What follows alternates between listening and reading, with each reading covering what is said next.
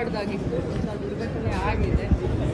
ಎಲ್ಲರಿಗೂ ಕೂಡ ದೊಡ್ಡ ಆಘಾತ ಆಗಿದೆ ಅಂತ ಹೇಳಲಿಕ್ಕೆ ಸರ್ಕಾರದ ವೈಫಲ್ಯ ಇದೆ ಅಂತ ಪ್ರತಿಪಕ್ಷಗಳು ಆರೋಪ ಮಾಡ್ತಾರೆ.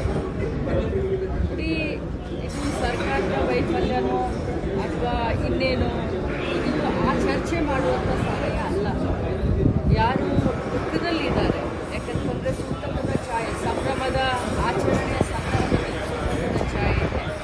ಇದರಲ್ಲಿ ರಾಜಕಾರಣ ಮಾಡದೆ ವಿರೋಧ ಪಕ್ಷದವರಾಗಿರ್ಬೋದು ಅಥವಾ ಸರ್ಕಾರದಲ್ಲಿದ್ದವರಾಗಿರ್ಬೋದು ಇಬ್ಬರು ಸೇರಿಕೊಂಡು ರಾಜ್ಯದ ಜನತೆಗೆ ಯಾರು ದುಃಖದಲ್ಲಿದ್ದಾರೆ ಆ ಕುಟುಂಬಕ್ಕೆ ಸಾಂತ್ವನ ಹೇಳುವಂಥ ಕೆಲಸ, ನ್ಯಾಯವನ್ನು ಕೊಡುವಂಥ ಕೆಲಸವನ್ನು ಮಾಡಬೇಕಾಗಿರುವಂಥ ಟೈಮೇ ಹೊರತಾಗಿ ಇದರಲ್ಲಿ ರಾಜಕೀಯ ಬೇಳೆಯನ್ನು ಬೇಯಿಸ್ಕೊಳ್ಳುವಂಥ ಟೈಮ್ ಅಲ್ಲ ಇದು. ನಾನು ಸುಮಾರು ಮಾಧ್ಯಮದಲ್ಲಿ ಬೆಳಗ್ಗೆಯಿಂದ ನಿನ್ನೆ ರಾತ್ರಿಯಿಂದ ಏನು ತಾವೆಲ್ಲ ಬಿತ್ತರಿಸ್ತಾ ಇದ್ದೀರಾ ನಾನು ಗಮನಿಸ್ತಾ ಇದ್ದೀನಿ. ನಿಜವಾಗ್ಲೂ ನಿಮಗೆಷ್ಟು ಇದ್ರ ಬಗ್ಗೆ ಜವಾಬ್ದಾರಿ ಇದೆಯೋ ನಮಗೂ ಅಷ್ಟೇ ಕಳಕಳಿ ಜವಾಬ್ದಾರಿ ಇದೆ.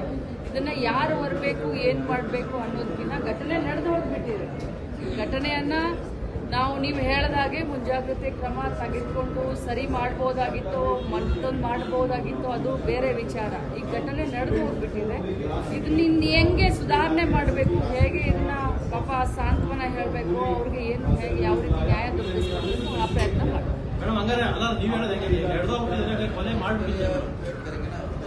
ಆ ಶಬ್ದ ನಾನು ಬಳಸಲಿಕ್ಕೆ ಕೊಲೆಗೂ ಇದಕ್ಕೂ ಸಂಬಂಧ ಬೇರೆ ಬೇರೆ. ಯಾಕಂತಂದ್ರೆ ಇದು ಅಚಾನಕ್ ಆಗಿ ಈ ರೀತಿ ಆಗ್ಲಿ ಅಂತ ಸರ್ಕಾರ ಆಗಲಿ ನಾವಾಗಲಿ ಅಥವಾ ಮಾಧ್ಯಮದವರಾಗಲಿ ಬಯಸ್ಬೋದಾ? ನಾವೆಲ್ಲ ಜವಾಬ್ದಾರಿ ಯಾರಿಗಿತ್ತು ಅಂತ ಸರ್ಕಾರ ಜವಾಬ್ದಾರಿ ಇದನ್ನ ಬಯಸ್ಬೋದಾ? ಯಾರಾದ್ರೂ ಬಯಸ್ಬೋದಾ? ಬಯಸ್ಲಿಕ್ಕಂತೂ ಖಂಡಿತ ಸಾಧ್ಯ ಇಲ್ಲ. ಅದಕ್ಕೆ ನಾನು ಹೇಳ್ತಾ ಇದ್ದೀನಿ, ಬಹಳಷ್ಟು ಬರೇ ಅವ್ರು ಕಳ್ಕೊಂಡಿದ್ದಾರೆ, ಅವ್ರಿಗೆ ದುಃಖ ಆಗಿದೆ, ನಾವು ಅವ್ರ ದುಃಖದಲ್ಲಿ ಭಾಗಿಯಾಗಿಲ್ಲ ಅಂತ ಅಲ್ಲ. ನಮಗೂ ಕೂಡ ಅತ್ಯಂತ ಕಾಳಜಿ ಇದೆ, ನಮಗೂ ಕೂಡ ಅತ್ಯಂತ ದುಃಖ ಆಗಿದೆ ಅಂತ ಹೇಳಿದ್ದೆ.